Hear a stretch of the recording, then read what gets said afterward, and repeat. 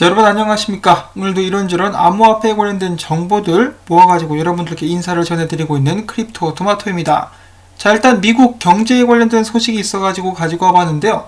이제 전염병 사태 때문에 미국 무역에도 타격을 주게 되면서 지난 3월 적자가 11.5% 늘었다라는 소식이 나왔었고, 지금 현재 미국의 실업자들이 넘쳐나기 때문에 이들에게 돈을 지급하던 미국의 주 정부들은 실업기금이 바닥나버려가지고 연방정부에 돈을 빌려야 되는 그런 상황에 처했다고 합니다. 자, 연방정부는 돈이 어디서 나서 빌려줄까요? 또 찍어내겠죠. 그리고 마찬가지 맥락에서 미국 재무부 같은 경우는 연준에 3조 달러를 빌릴 예정이라는 발표가 또 어제 나와가지고 많은 사람들을 깜짝 놀라게 했었습니다. 상황이 이렇게도 안 좋은데 S&P 500 같은 경우는 여전히 올라가고 있어요. 과연 S&P 500이 언제까지 현실과 동떨어진 행보를 보여주게 될지 그런 점도 저희가 주목해서 봐야 될 것 같은데요. 지금 현재 S&P와 길을 같이 가고 있는 비트코인, 지금 현재 가격은 8,963달러입니다. 이제 반감기가 짜잔 6일밖에 남지 않았습니다. 6일밖에 남지 않았기 때문에 더욱더 큰 변동성을 많은 사람들이 기대를 하고 있는 가운데 조만간에 만불을 뚫고 올라가도 이상하지 않을 것 같고 밑으로 처박혀도 이상하지 않을 것 같습니다. 과연 어떠한 모습을 보여주게 될지 기대를 하면서 오늘 나온 소식들도 하나하나 차근차근 보도록 하겠습니다. 자, 바이낸스가 한국에 진출한 지 얼마 되지도 않았는데 여러가지 문제들이 계속해서 일어나고 있습니다.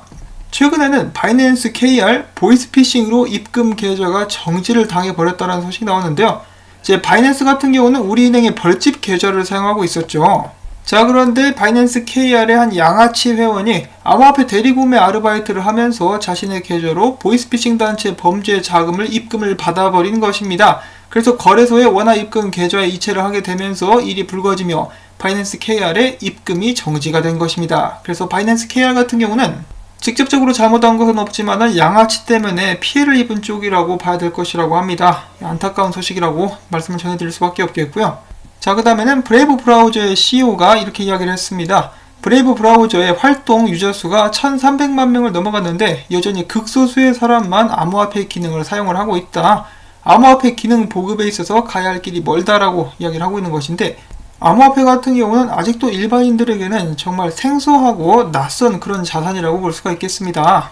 마치 286 컴퓨터가 전 세계에 처음 모습을 드러냈을 때처럼 많은 사람들이 생소해하고 있지만은 이 컴퓨터의 발전처럼 암호화폐도 사용이 쉬워지고 그 편의성을 사람들로부터 인정받을 수 있다라면은 보급의 속도는 더욱더 빨라지게 될 수 있지 않을까라고 한번 기대를 해봅니다.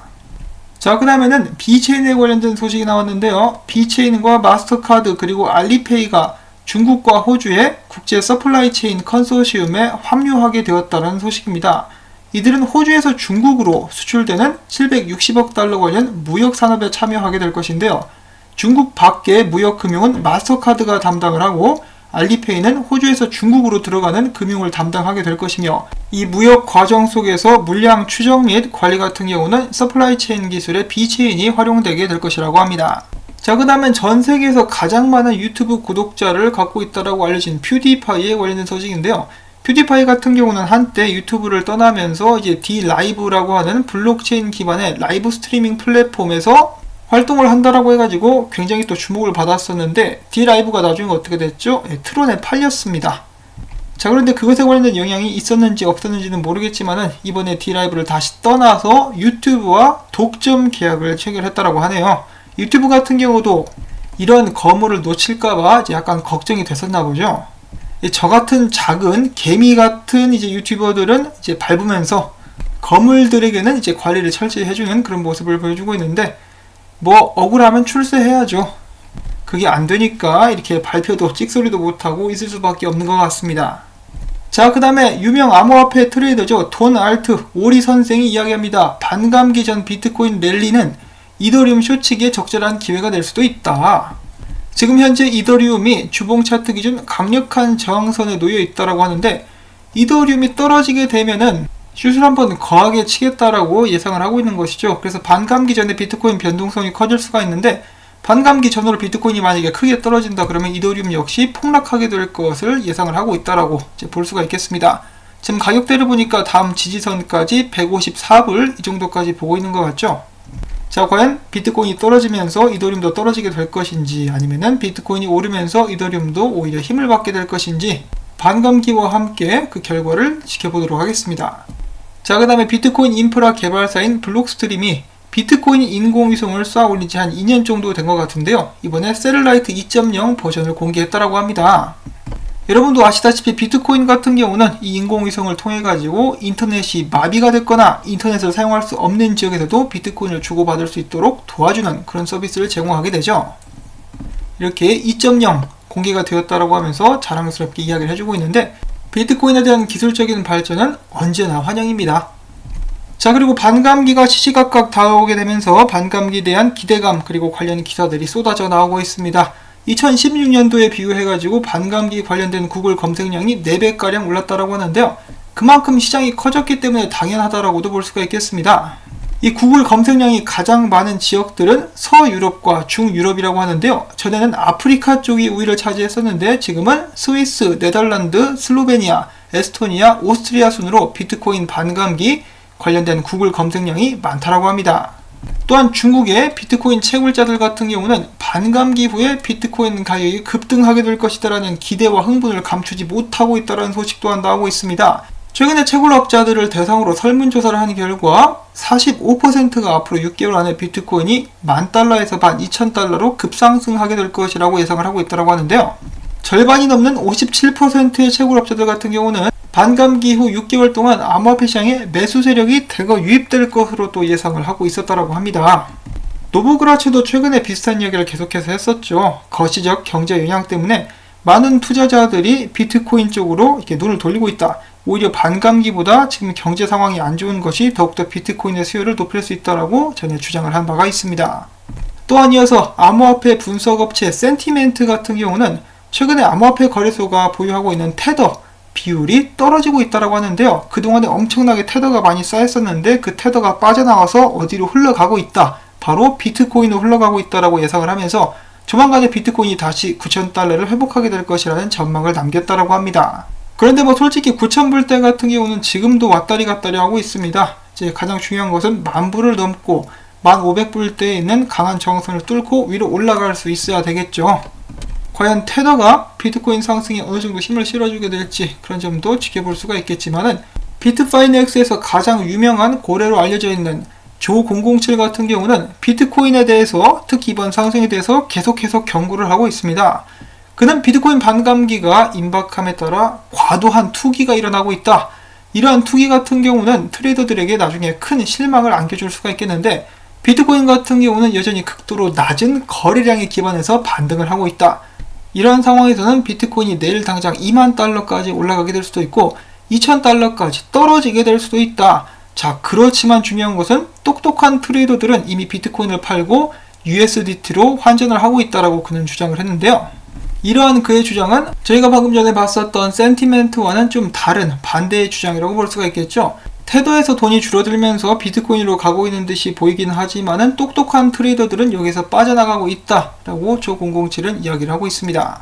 그리고 이어서 영국 금융 전문 사이트인 Advanced Financial Network 같은 경우도 이 반감기가 비트코인에 어떤 영향을 줄지는 정확하게 모르겠다.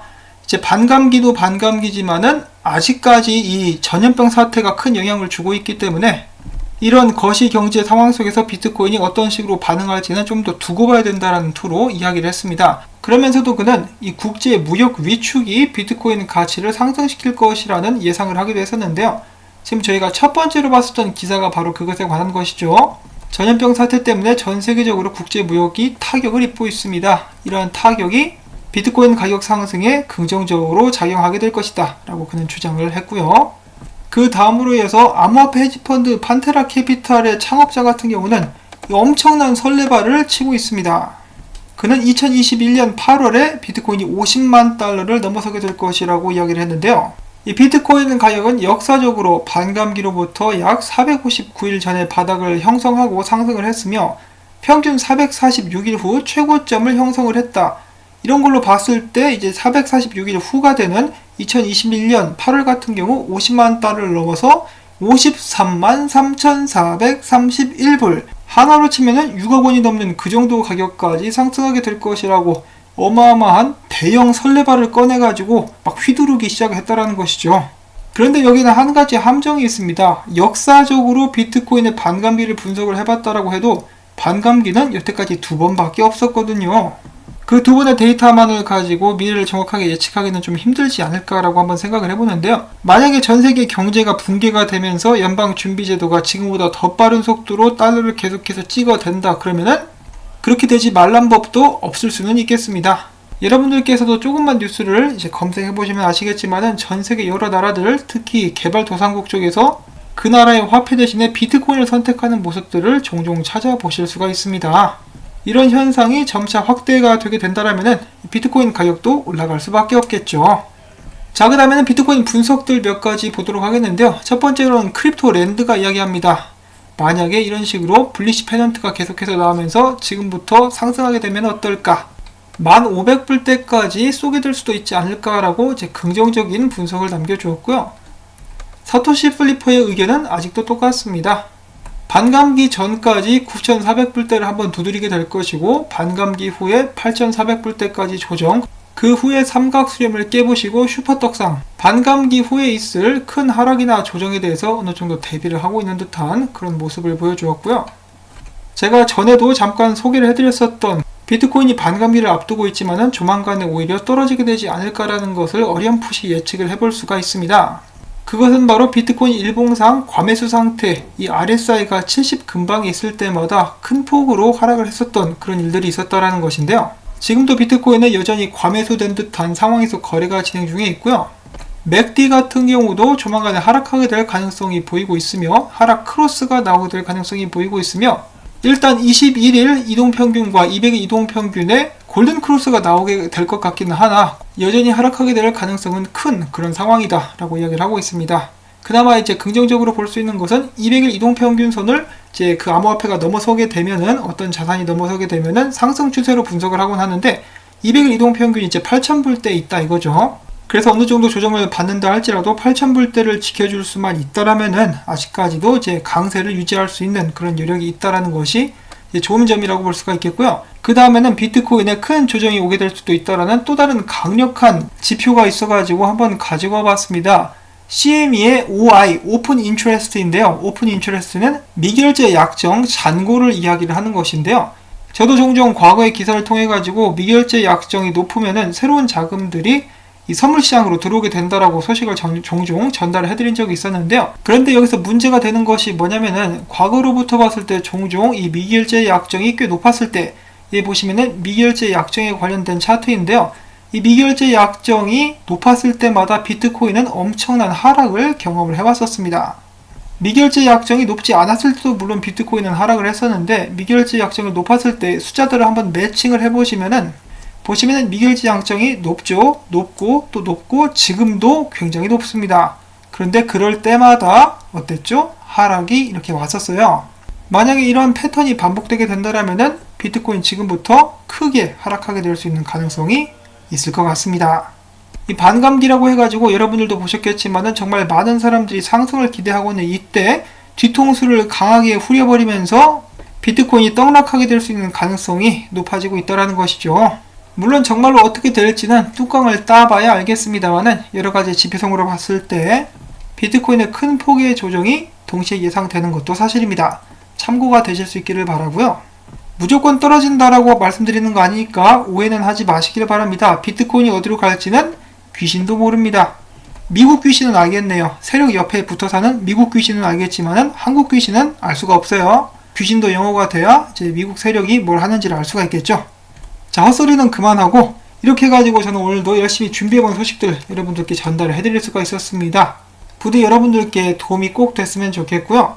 그리고 언제나 저를 응원해주신 분들께 감사의 말씀 전해드립니다.